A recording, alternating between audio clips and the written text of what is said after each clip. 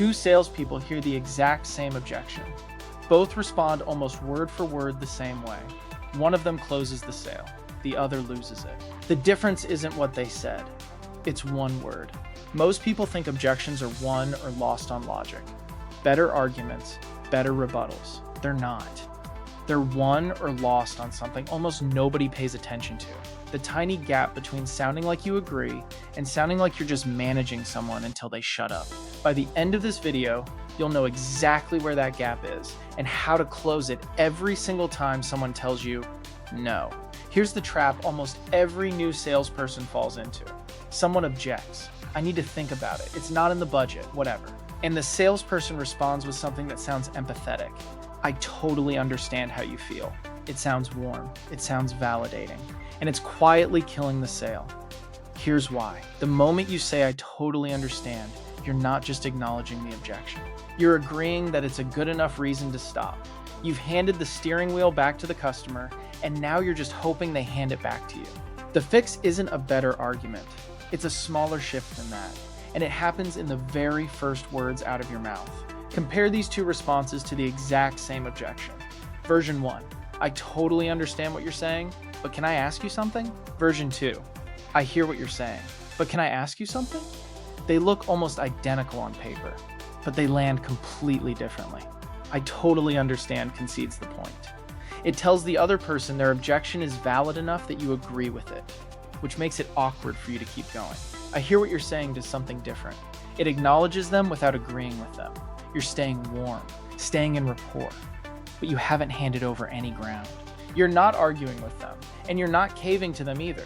You're holding a neutral position that lets you pivot straight into your next question with zero friction. It's a small swap, but it's the difference between staying in control of the conversation and quietly losing it. The acknowledgement is only half the move. The second half is what you say immediately after it, and it should always be the same shape. Acknowledge, then redirect with a question. I hear what you're saying. Fair enough. But let me ask you something. Does this actually make sense for you?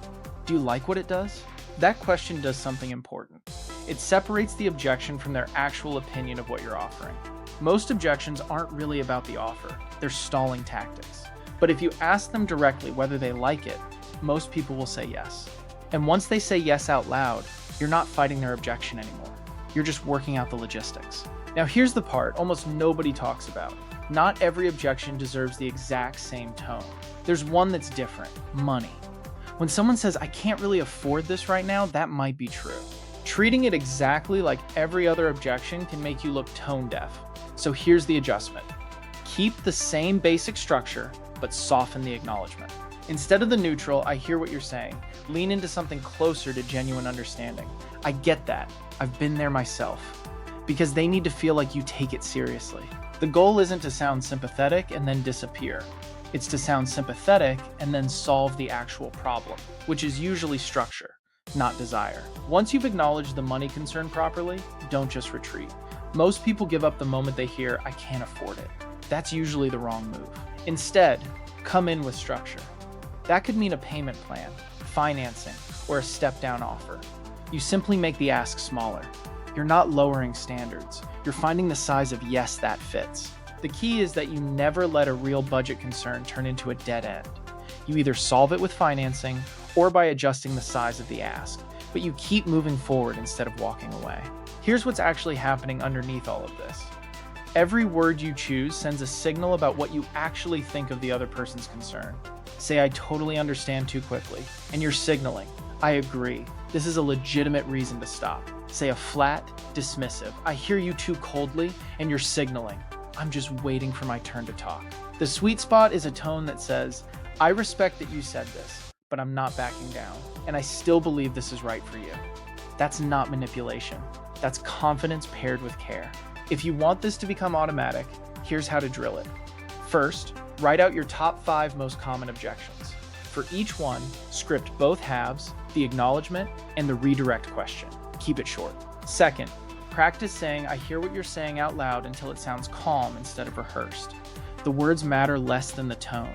If it sounds robotic, it reads as manipulative. Third, separate your money objection response. Have a smaller version of your offer ready before you get on the call. Scrambling to build a discount on the spot sounds like improvisation. Having it ready sounds like structure. Objections aren't really obstacles. They're requests for reassurance dressed up as a no. The words you use either tell them you're backing away or that you're still standing firmly in your position. Most people lose sales in the first 3 words of their response, long before they get to their actual argument.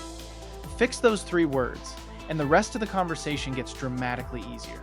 Next time someone hits you with an objection, notice which phrase comes out first. If this helped, subscribe for more sales breakdowns and drop a comment with the objection you hear the most. I might break that one down next.